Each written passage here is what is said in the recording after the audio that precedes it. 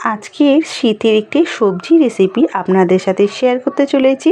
আর আজকের রেসিপিটি হলো সিমের চপের রেসিপি। এরকম মুচমুচে সিমের চপ রেসিপি বানালে বুঝতেই পারবে না যে এটা সিমের রেসিপি।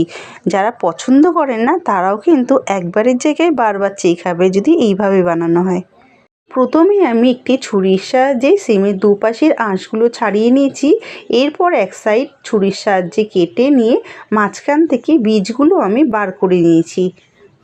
দানাগুলো বের করে নেবার কারণ অনেকেই দানা পছন্দ করে না, তাছাড়াও কিন্তু পুরগুলো বেশ ভালোভাবে যাতে জমে সেই জন্য কিন্তু বীজগুলো বার করে নেওয়া।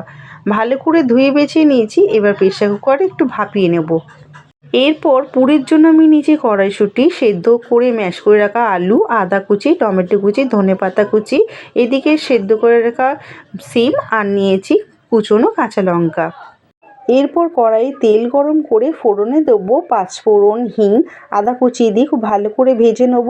যখনই মশলা থেকে একটা ভালো গন্ধ বেরোবে তখন ওই স্টেজে দিয়ে দেবো কড়াইশুঁটি, টমেটো কুচি, কাঁচা লঙ্কা কুচি দিয়ে খুব ভালো করে কষিয়ে রান্না করে নেব যতক্ষণ না মটরশুঁটিগুলো আর টমেটোগুলো খুব ভালোভাবে সিদ্ধ হয়ে যাচ্ছে।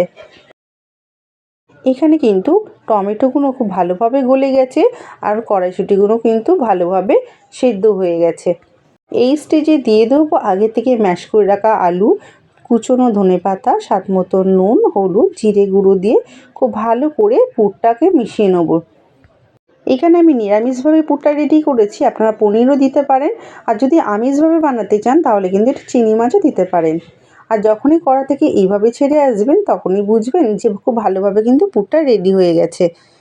এখানে পুরটা রেডি করার জন্য নিয়েছি ময়দা, চালের গুঁড়ো, নুন, হলুদ দিয়ে একটি ব্যাটার বানিয়ে নিয়েছি।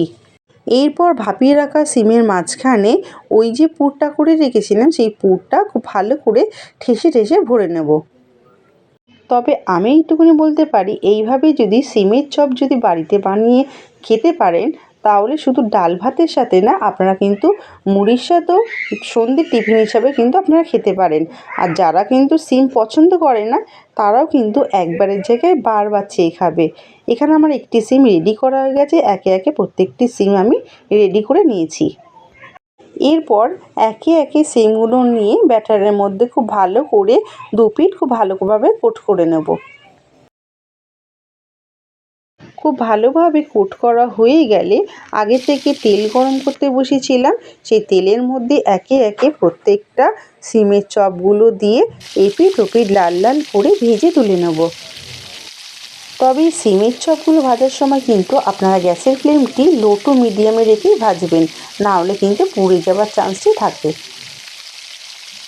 দেখে বুঝতেই পারছেন এক পিঠ খুব ভালো করে ভাজা হয়ে গেছে, আর এক পিঠ খুন্তির সাহায্যে উল্টে নিয়ে খুব ভালো করে ভেজে তুলে নেব। এইগুলো ভাজতে কিন্তু খুব বেশি একটা সময় লাগে না, যেহেতু আগের থেকেই সিমটা ভাপিয়ে নিয়েছিলাম এবং পুরটা পুরোপুরি রেডি করা, তাই কিন্তু বেশি সময় লাগে না এটা ভাজতে। ভাজা হয়ে গেছে, এরপর একে একে তুলে নেব একটি পাত্রে। এরপর বাকি যে সিমগুলো ছিল সেইগুলো খুব ভালো করে কোট করে নিয়ে গরম তেলে এপিঠ ওপিঠ লাল লাল করে ভেজে তুলে নেব। শীতের সবজি হিসাবে যারা সিম পছন্দ করে না তাদের জন্য কিন্তু আজকের এই রেসিপিটি অবশ্যই কিন্তু এই রেসিপিটি বাড়িতে একবার বানান। যারা পছন্দ করে না তারা কিন্তু একবারের জায়গায় বারবার চেয়ে খাবে। আর যারা পছন্দ করে তাদের জন্য কিন্তু আজকে এই রেসিপিটি বাড়িতে বানিয়ে অবশ্যই আমাকে কমেন্ট করে জানাবেন যে আপনাদের কেমন লাগলো। তাহলে দেখে বুঝতেই পারছেন কতটা ইজি এই রেসিপিটি বানাতে। সিমের এই চপ রেসিপিটি কিন্তু আপনারা গরম ডাল ভাতের সাথে পরিবেশন করতে পারেন কিংবা সন্ধ্যে স্ন্যাক হিসেবে কিন্তু পরিবেশন করতে পারেন। এই সিমের চপটি কিন্তু ভালোই মুচমুচে হয়েছিল। আর এই যে দেখছেন ঠাসা পুর ভরা, এটা খেলে কিন্তু বুঝতেই পারবেন না যেটা সিম দিয়ে করা। তাহলে ভালো খান, ভালো থাকুন, টাটা।